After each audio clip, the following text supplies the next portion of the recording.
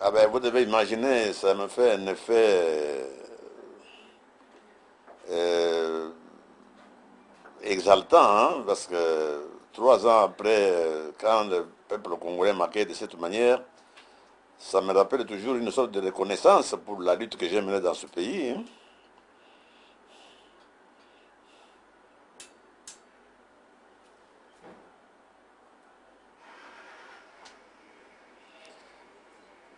Mais la misère, la pauvreté dans laquelle le peuple congolais vit, je ne veux pas qu'un jour on m'accuse de non-assistance à personne en danger. Notre peuple est réellement en danger. J'ai l'obligation de tout faire pour aussi m'engager dans cette misère-là avec l'espoir de l'en sortir.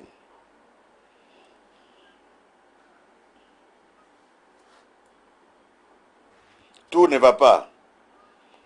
Parce que quand un État, un pays n'a pas d'État, n'est pas un État, ce n'est pas un État du tout, c'est une jungle, ce qu'on appelle la République bananière. Donc il n'y a rien qui va. Donc il y a une équipe de mafieux qui ne fait que détourner l'argent de l'État, de faire ce qu'ils veulent, faire de la propagande en leur nom, etc. Donc ça va mal quand il n'y a pas un gouvernement à la tête d'un pays. Vous devez imaginer ce que ça doit donner.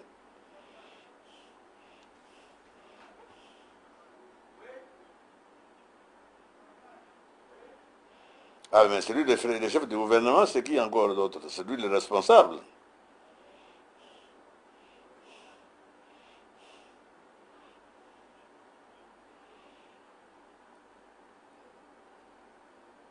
Mais le fait que, mais le fait d'être absent de ses responsabilités.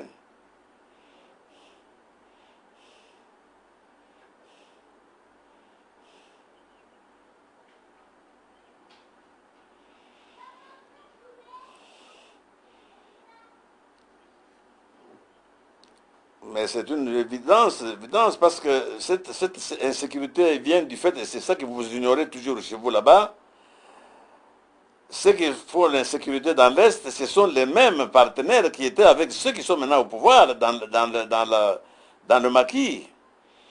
Et maintenant, ceux qui sont au pouvoir sont arrivés, ils se sont attribués les gâteaux et les autres sont restés mécontents. Voilà pourquoi il faut l'insécurité là-bas. Même un gouvernement qui n'a rien à faire avec la militaire, qui est élu par le peuple, un gouvernement des civils, on lui fera confiance, il va absolument mater toute cette insécurité là-bas, il va assurer la sécurité de tout le monde sur l'ensemble du peuple, du territoire congolais.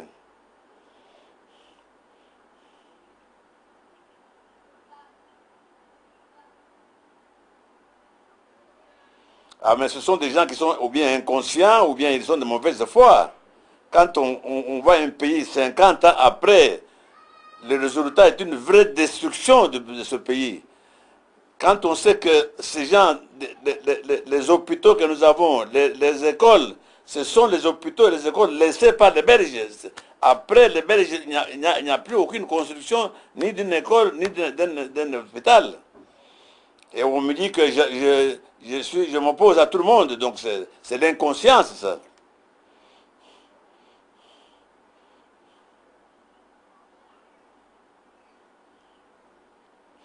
Mais c'est une force nécessaire dans un État où tout le monde est en insécurité comme celui-ci.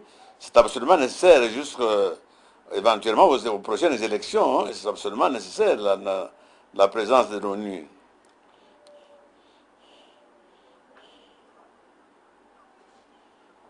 Non, pas du tout. Ben, il faut qu'elle fasse sa mission. Elle est venue pour assurer la paix et la sécurité au Congo, et aider les Congolais à assurer la paix et la sécurité.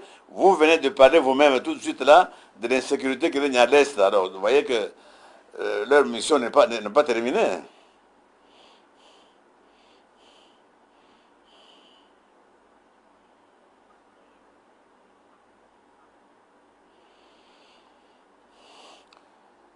Ben, nous autres, quand nous serons au pouvoir, nous allons mener une politique régionale. Donc, il y a une structure qui s'appelle CEDEAO, c'est donc l'Afrique centrale.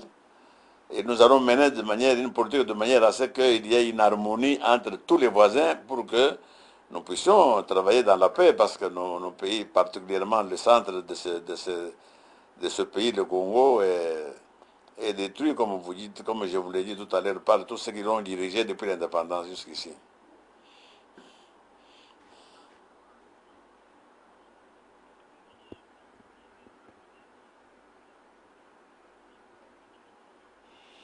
Ah, mais voilà encore une autre chose. Voilà, donc c'est une pagaille dans cette histoire-là où, où on ne sait pas où vont les minéraux et on vous dira, on vous tiendra des discours très contradictoires dans tout ça. Voilà, c'est l'ordre que nous comptons, que nous reprochons. Vous avez dit tout à l'heure que nous reprochons au gouvernement de Kabila. Voilà, le désordre, le manque de transparence. On ne sait pas ce qu'on fait de ces minéraux-là. Tout ce qu'on sait, c'est que c'est pillé d'une manière incroyable par les différentes forces extérieures.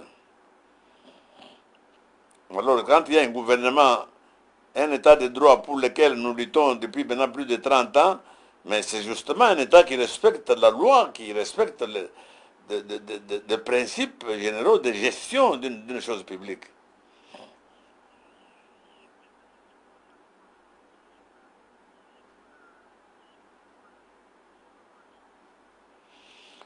Mais vous dites vous-même très bien proposition indépendante. Donc cette commission est composée de 7 membres, dont 4 sont soi-disant de la majorité au pouvoir, 4 de l'opposition.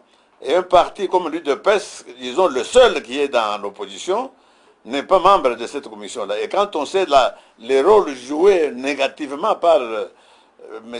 Marumaru avec la complicité de beaucoup de gens, la fois dernière, et vous voyez, maintenant l'UDPS ne peut pas même être présent dans cette commission. Nous nous demandons ce que ça va encore être aux prochaines élections.